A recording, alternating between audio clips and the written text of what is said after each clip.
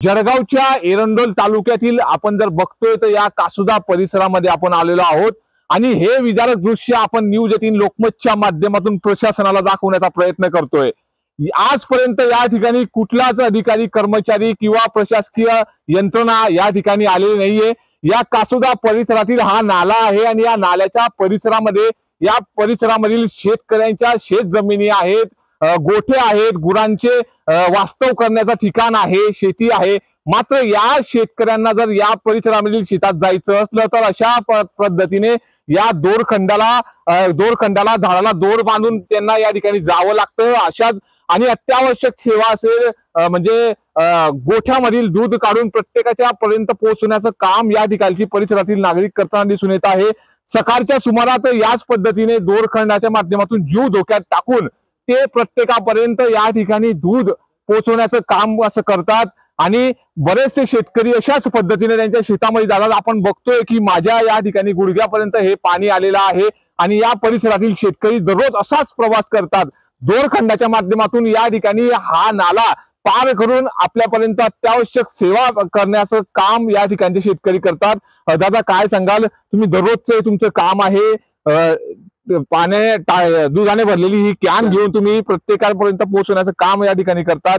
अद्याप कोणी या ठिकाणी आलेलं नाहीये, तुमचा दररोजचा हा प्रवास आहे, काय प्रतिक्रिया तुमची? आजपर्यंत इथं कोणताच अधिकारी आला नाही। आम्ही रोज सकाळी व संध्याकाळी दूध घेऊन जातो आणि रोज आम्हाला याच पद्धतीने शेतात जाताना या दोरखंडाचा पर्याय घ्यावा लागतो। आणि रात्रीचा जो पाऊस होता तो भयंकर होता आणि त्या पावसात आम्हाला दूध घेण्यासाठी खूप अडचणी आल्यात आणि सतत शासन आमच्याकडे काही लक्ष देत नाही किंवा अधिकारी पण इथपर्यंत पोहोचत नाही।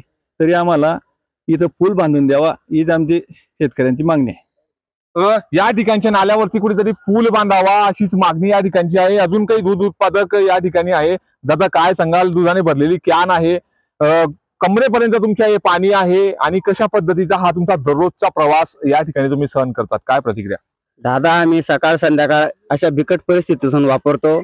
आम्हाला अक्षरशः आमचे जे मित्र वगैरे येते खूप छातीबरोबर कमरेबरोबर पाणी मधून जाताना डाव्याचा वापर करून सनी जाताना कोणाचा हात वगैरे सुटला तर शक्यता व्हायची असते, ते शक्यता होऊ नये म्हणून सरकारने किंवा जे वरिष्ठ नेते त्यांनी आम्हाला आमच्याकडे बघून आम्हाला ते पूलचे किंवा काय म्हणतात त्यांना ते फरशीचा वापर करून आम्हाला काहीतरी सेवा करून द्यावी, ते पर्याय करावा।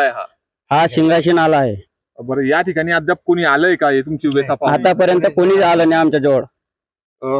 आपण बघतो या परिसरातील दूध उत्पादक आणि शेतकऱ्याच्या प्रतिक्रिया की अद्यापपर्यंत या ठिकाणी कोणी झालेलं नाहीये। मात्र दररोजचा त्यांचा दोरखंडाच्या माध्यमातून जीव घेणा प्रवास आणि कमरेपर्यंत असलेलं हे पाणी, हे विदारक दृश्य शासनापर्यंत पोहोचण्याचं काम न्यूज 18 लोकमतची टीम आपण या ठिकाणी करताना दिसून येत आहे। अजून काही शेतकरी वर्ग आहे, दादा काय सांगाल, काय प्रतिक्रिया तुमची वाली याबद्दल? हा पुरातन नाला आहे, जवळपास भरपूर वर्षापासून या अडचणी आम्ही सामोरे जातोय। आमच्या आई वडिलांपासून हे कोणीच इथं पाहिलेलं नाही। एकेकाळी शेतमजुरांना इथून दोरखंडे सर्व बायांना इथून सोडावं लागलं होतं खाली, त्यांचे घरचे लोक त्यांना इथं घ्यायला येऊन गेले होते। आता आमच्या शेतात सुद्धा मजूर थांबत नाही, पाऊस सुरू झाला म्हणजे आजचं काम सोडून घरी निघून जातात। इथं पुरातन एक छोटस खेडगाव म्हणून होतं, आदिवासी वस्ती होती शिंगाशी म्हणून, तिथं राहत होते, पण अशा नाल्याला कंटाळून ते निघून गेले तिथून। त्याच्याने रस्त्याचं बी काम होत नाही, नाल्याचं बी काम होत नाही। काय मागणी काय असणार आहे आता अद्यापर्यंत? पूल बनवून द्यायला पाहिजे आम्हाला, दुसरी काय मागणी? शेतरस्ता, पूल। दादा तुम्ही काय प्रतिक्रिया द्याल? दादा आमचा पावसाळा सुरू झाला की शेतीचे काम करण्यासाठी आम्हाला रोज 4 महिने जोपर्यंत या नाल्याला पाऊस असतो तोपर्यंत आम्हाला जीवानीशी खेळ करत शेतीमध्ये आम्हाला दैनंदिन कामं करायला यावे लागतात। आता आमचे रात्रीचा एवढा पाऊस झाला त्यामुळे आम्हाला ढोरं डाकर आवरण्यासाठी तसेच शेतात काय नुकसान झालंय नाही झालंय हे पाहण्यासाठी आम्हाला या जीव घेण्या नाल्यातून आम्हाला जावं लागतं। या नाल्यामध्ये आम्हाला जर कधी बाया माणूस असले तर त्यांना सुद्धा या दोराच्या सहाय्याने आम्हाला जवळपास 4 ते 6 महिने असं जिथून आम्हाला जीवानीशी खेळ करत आम्हाला इकडून या दोराच्या सहाय्याने या पाण्यामधून जावं लागतं। तरी आमची तमाम महाराष्ट्रातील सरकारला व तमाम नेत्यांना व सर्व पक्षांना आमची एकच मागणी राहील की बुवा आमचा एवढा पूल बांधून द्यावा व आमच्यावर जी काही जीवानीशी खेळ करत आम्ही देखील एक माणूस आहोत, तरी आम्हाला शासनामार्फत मदत व्हावी एवढीच आमची शासनाकडे मागणी आहे। तरी जे काही आता आमच्या शेतकऱ्यांचे अतिवृष्टीमुळे नुकसान झालेलं आहे त्याची देखील भरपाई मिळावी हीच आमची एक मागणी. आणि आम्हाला पूल लवकरात लवकर बांधून द्या. जवळपास जशी आम्ही शेती करायला लागलो तसे मला शेती समजायला लागली तसं आम्ही कंटिन्यू याच पाण्यामुळे आम्ही शेती करतोय. तर ह्या होत्या बोलक्या शेतकरी आणि दूध उत्पादक शेतकऱ्याच्या प्रतिक्रिया की ज्या पद्धतीने आम्ही ज्या वेळेस मला समजायला लागलं त्या माध्यमातूनच या ठिकाणी दोरखंडाच्या माध्यमातून आमचे जे मजूर वर्ग आहेत शेतकरी आहेत ह्या अशाच पद्धतीचा प्रवास कमरे इतका पाण्यातून दररोज जीव घेणा प्रवास या ठिकाणी करताना दिसून येत आहे. मात्र अद्यापही कुठलेच राजकीय पक्ष असतील त्याचे आमदार असतील खासदार असतील किंवा प्रशासकीय अधिकारी अद्यापही या शेतकऱ्यांच्या समस्या जाणून घेण्यासाठी या बांधावरती या नाल्यापर्यंत अद्यापही पोहोचलेले नाही.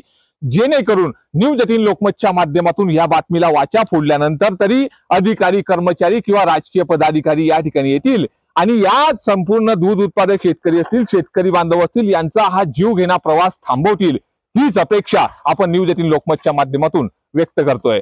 मी आजोबा वडील यांच्यापासून पाहतोय की वर्षानुवर्ष असे जीव घेणा प्रवास आमचे आजोबा वडील आणि आता मी जवळजवळ तीन पिढ्यांपासून असा जीव घेणा प्रवास करत आहे. आमच्या रस्त्याची बी दुर्दशा आहे. आमच्या शेतात मजुरांना जर कामाला बोलवलं तर ते सांगता भाऊ तुमचा रस्ता एकदम बिकट परिस्थितीचा आहे. जर आम्ही काम करून थकत नाही एवढं नुसतं ट्रॅक्टरात बसलो आणि शेतातून घरून शेतात गेलो तरी आमचे मानपाट एकदम मणके दुखतात.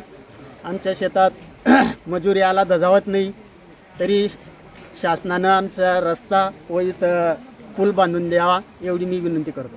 नाव तुमचं? जितेंद्र परशुराम तांदळे. नितीन नांदुरकर न्यूज 18 लोकमत जळगाव.